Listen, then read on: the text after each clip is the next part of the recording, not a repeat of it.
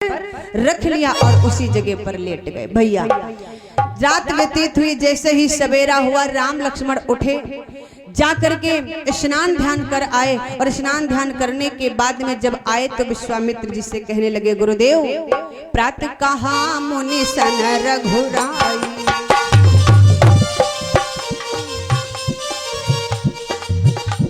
बोले क्या? प्रातः कहा मुनि सन रघुराई, प्रातः कहा मुनि सन रघुराई, निर्भय निर्भय याज्ञ करहु तुम जाई, निर्भय याज्ञ करहु तुम जाई, निर्भय याज्ञ करो तुम जाए, निर्भय याज्ञ करो तुम जाए, निर्भय याज्ञ करो तुम जाए। राम लक्ष्मण कहने लगे विश्वामित्र जी से, क्या गुरुदेव अब आप जाइए और जाकर के निर्भय होकर के यज्ञ कीजिए, मैं आपके यज्ञ की रखवाली करूंगा। इधर विश्वामित्र जी महाराज यज्ञ की तैयारी करने लगे और संतों को बुलाया, बुला करके जिस समय यज्ञ करना प्रारंभ किया तो क्या हुआ, यज्ञ का धुआं उड़ा आकाश में पहुंचा, वेद मंत्रों का उच्चारण हुआ, राक्षसों के कानों में आवाज पहुंची, तो स्थिति क्या हुई, स्थिति क्या हो गई भैया, होम करन लागे मुनि झाई। विश्वामित्र जी महाराज अनेक संतों को लाकर के यज्ञ करना प्रारंभ कर दिया और राम लक्ष्मण उस यज्ञ की रखवाली में चारों तरफ देख रहे कौन किधर से आ रहा है। भैया होम करन लागे मुनि झाई, आप रहे मठ की रखवाली। जैसे ही वेद मंत्रों का उच्चारण हुआ, आवाज राक्षसों के कानों में पहुंची, तो सुनी मारीच निशाचर कोहि, सुना सुनी मारीच निशाचर कोहि, लय सहाय धावा मुनि द्रोही, लय सहाय धावा मुनि द्रोही, लय सहाय धावा मुनि द्रोही, लय सहाय धावा मुनि द्रोही। जैसे मारीच के कानों में वेद मंत्रों की आवाज पड़ी, मारीच सुबाहु को साथ में लिया और अन्य राक्षसों को साथ में लिया और चल पड़ा।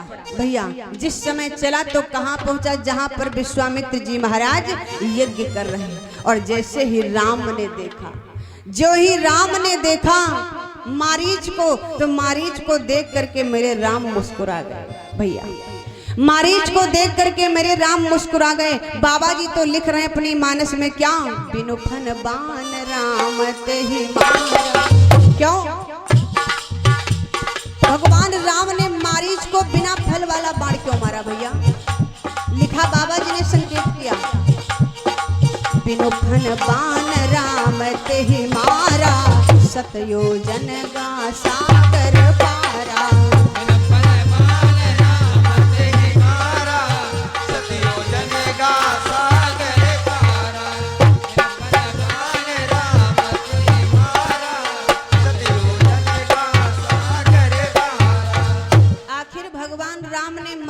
बिना फल वाला बाण क्यों मारा? भैया जरा विचार करना, यहाँ पर भाव मिलता, क्या राम के पास में फल वाले बाण बचे नहीं थे?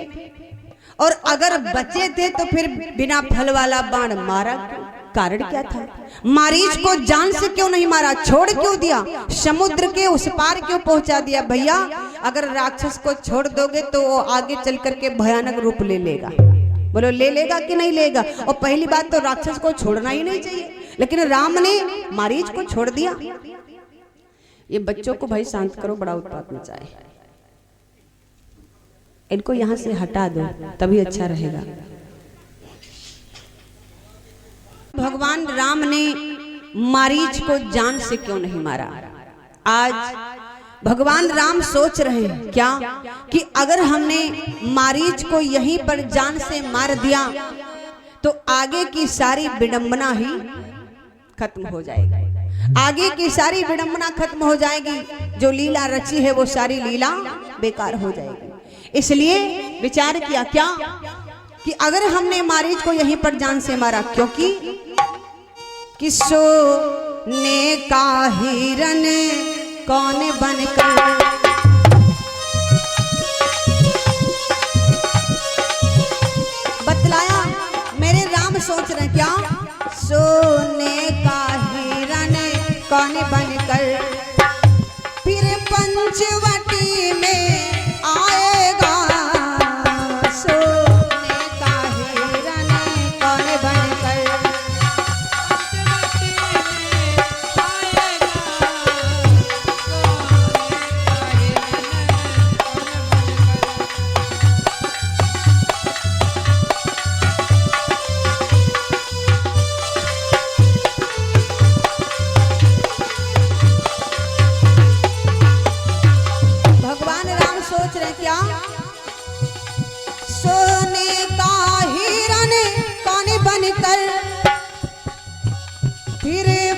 पंचवटी में आएगा और सीता का हरण कैसे होगा, सीता का हरण कैसे होगा, रावण संघारा जाएगा, सीता का हरण कैसे होगा।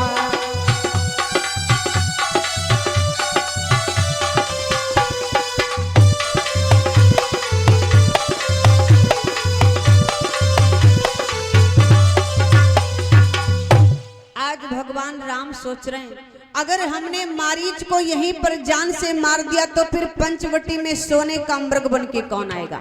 अगर ये पंचवटी में सोने का मृग बनकर नहीं आया तो सीता का हरण कैसे होगा।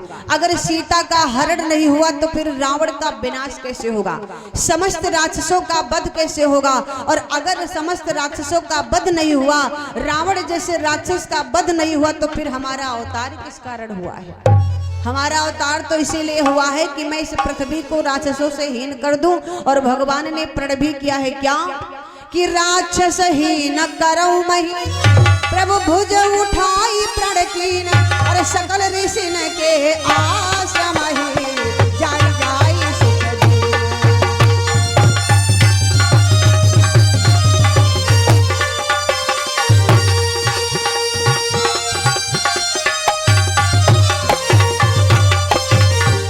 भगवान ने प्रण भी तो यही किया है कि मैं इस पृथ्वी को राक्षसों से हीन कर दूंगा।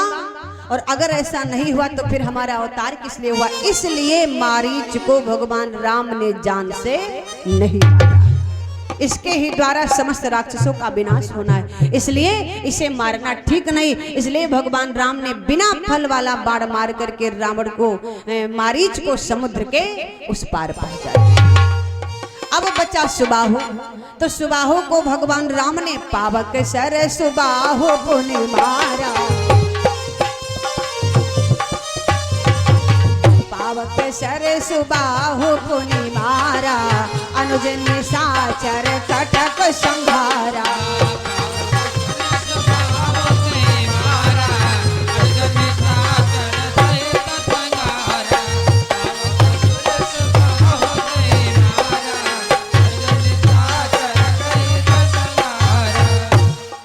भाई सुबाहु को भगवान राम ने अग्नि बाण मार करके समाप्त कर दिया।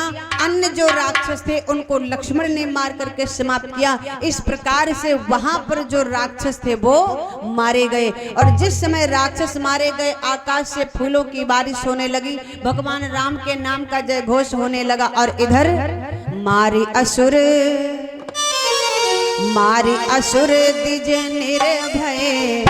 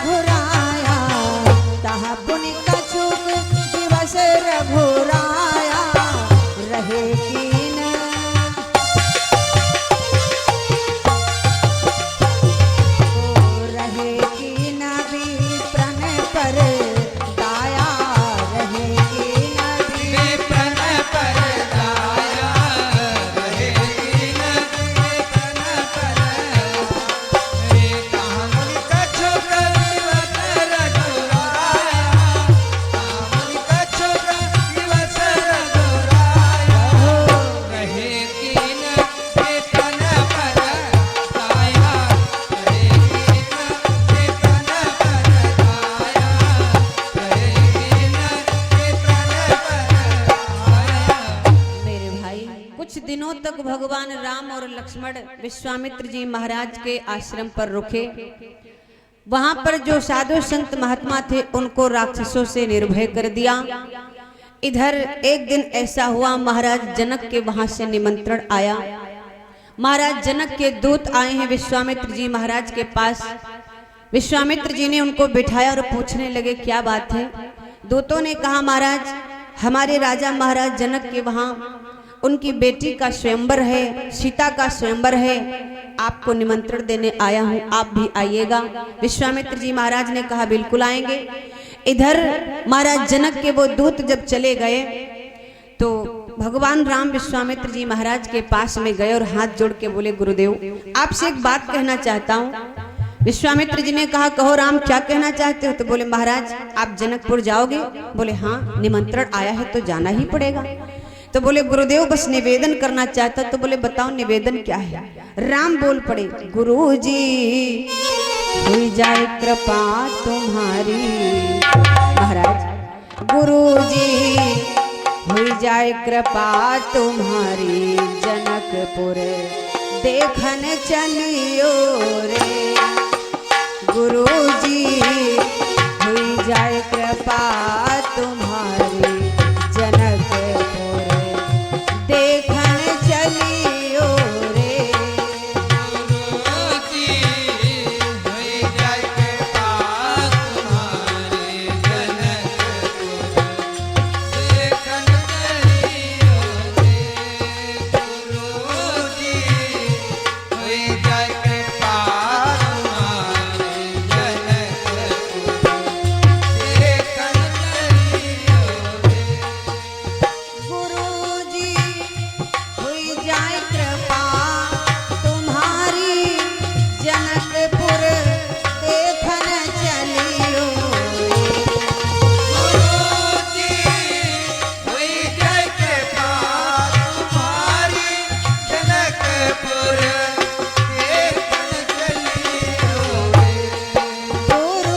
गुरुजी हुई जाए कृपा तुम्हारी, जनकपुर देखन चलियो रे। गुरुजी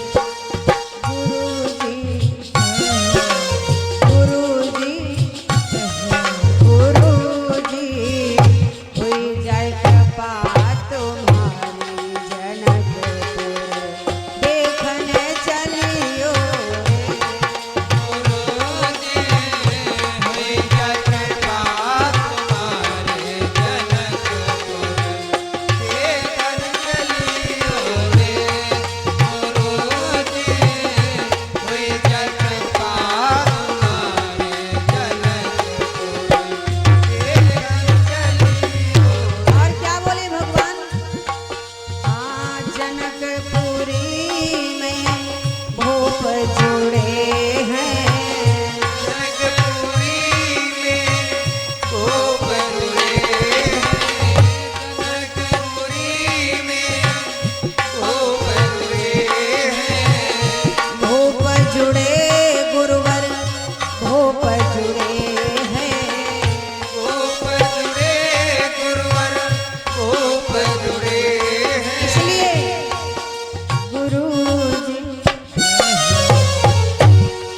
गुरुजी हुई जाए कृपा तुम्हारी, गुरुजी हुई जाए कृपा तुम्हारी, जनकपुर देखन चलियो रे।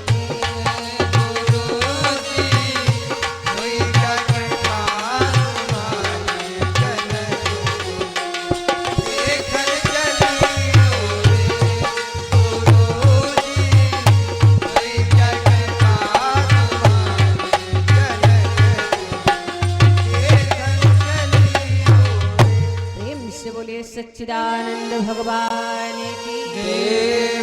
जिस समय भगवान राम ने ये बात कही तो विश्वामित्र जी कहने लगे राम तुम क्या समझ रहे हो कि मैं अकेले चला जाऊंगा जनकपुर। क्या मैं अकेले चले जाऊंगा। अरे नहीं तुम्हें तो अपने साथ में लेके जाऊंगा मेरे भाई। इस प्रकार से भगवान राम ने विश्वामित्र जी महाराज की यज्ञ रक्षा की। राम लक्ष्मण को मांग करके लाए, राक्षसों का विनाश करवाया। और अपना यज्ञ सफल किया। आइए, धीरे धीरे समय भी अपने परिधि को पार कर रहा। हमारी माताएं बहनें बैठी, और आप लोग एक श्रेया श्रवण कर लो और फिर उसके बाद में बाड़ी को विराम, आरती और प्रसाद। बोलिए शंकर भगवान की। आदि शक्ति।